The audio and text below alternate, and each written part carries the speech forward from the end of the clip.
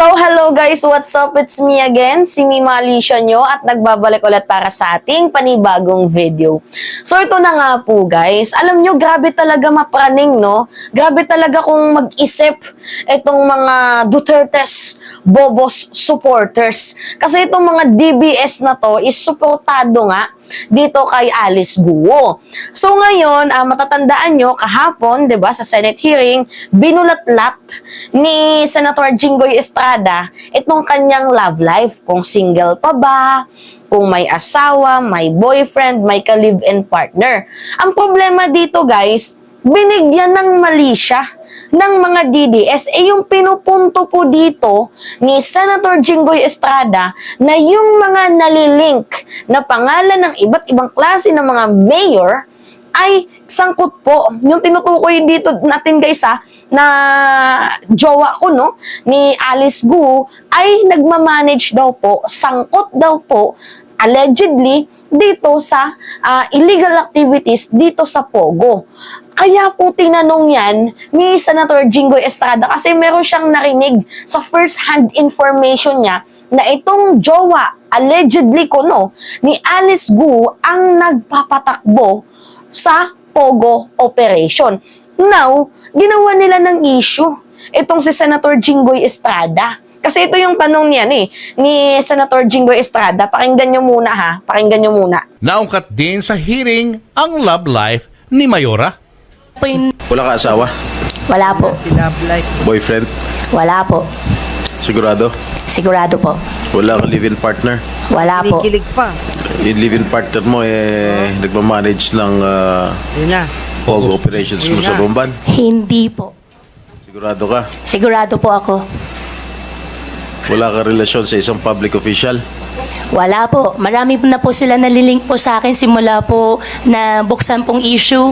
Sobrang dami na po nila ninilink po sa akin pero wala pong partner, wala pong... Paano nililink sa'yo?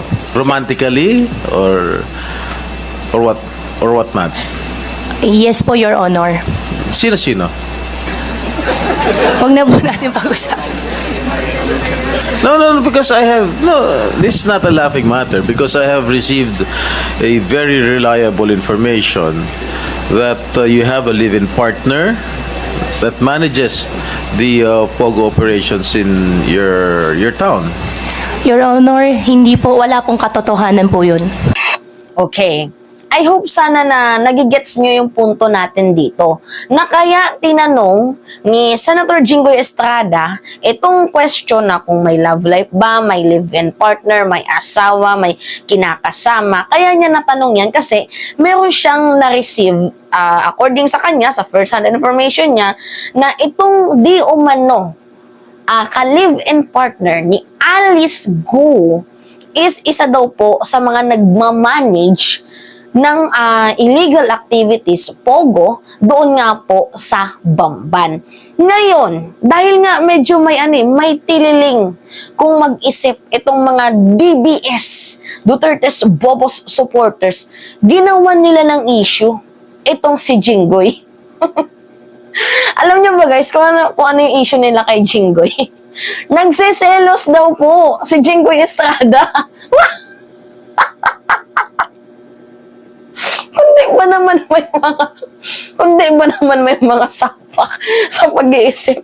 Si Jinggoy, magsiselos, crush daw po si Alice Guo. Kaya tinanong doon sa Senate hearing, kumbaga parang pinersonal daw po ang kanyang love life. Kasi syempre itong si Alice Guo is maganda naman talaga, hindi natin may tatanggihan. Actually, kung ganda lang yung pag-uusapan, humahanga ako sa kanya. Pero set aside natin yung kagandahan niya or yung kabaitan niya doon sa Bomban, ang punto natin dito is yung involvement niya nga sa mga illegal activities. Parang ang nangyari kasi dito is tanim na tao lang itong si Alice Guo. Kumbaga, isang kabute na tumubo dito para maging asset ng mga big syndicate. Anyway, dito tayo sa kay Jinggoy. Itong mga DBS, ang dami kong nababasa kasi nabalita, 'di ba, na yung love life ni Alice Guo is binulat-lat nga din. So ngayon, ang lumalabas dito na itong si Jinggoy Estrada daw po ay nagseselos. Na itong si Jinggoy daw po ay balak palang manligaw crush daw itong si Alice Go. Tingnan nyo mag-isip yung mga yung mga DBS. Talagang literal na praning, no? Apaka-bobo. Mantakin nyo, tinanong, ano yung sabi ni Jinggoy, ang linaw-linaw, na may narinig siya, according sa kanyang first-hand information, na yung mayor daw, yung jowa niya, ka-live-in partner niya, hindi niya na nga pinangalanan, di ba? Kasi ang sabi lang ni Jinggoy, may boyfriend ka ba? Hindi ka ba sa mga public official? Ganyan. Itong si Alice Go naman, very defensive. Hindi po, madami silang nalilink sa akin, pero hindi po yan totoo. Di ba? Defensive. Itong si Alice Go. Now, itong mga DDS na to, ginawa nila ng issue si Jinggoy. Na kaya daw yung tinanong ni Jinggoy is that because may crush daw po siya. Kung ba ito pinatulang tong balitang to? May crush daw po siya kay Alice Go. What the? Diyos ko, Santa Barbara Bendita. Ewan ko kung ano yung napapasok sa utak at isipan nitong mga hayop na mga DBS na to. Kung ano-ano na lang ang ini-issue ninyo. Hindi ba kayo nagsasawa? Akala ko ba si Jinggoy bakla? Kasi yun yung sabi ni Maharlika, di ba, na itong si Jinggoy, meron daw karelasyon na ang pangalan ay Gerald. Yan yung sabi ni Maharlika, di ba? Anyway, speaking, mamaya, meron tayong ilalabas na document about nga po dito sa tulo ni Maharlika. Hindi pa ako nakakamove on sa babaeng yan. Anyway, eto, akala ko ba si Jinggoy tinutukoy niyong bakla?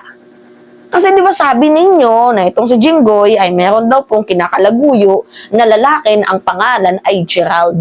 Akala ko ba bakla si Jinggoy? Yan yung sabi ninyo eh. Tapos ngayon magkakagusto siya sa babae.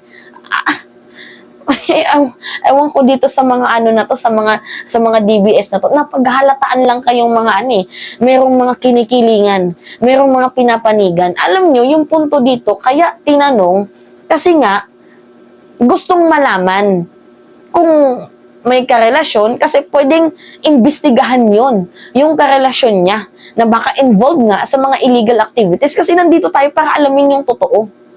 Ano yun? Nagtanong si Jinggoy niya para isipin nyo na lang guys imposible naman na magtanong si Jinggoy noon may jowa ka, may ganyan-ganyan.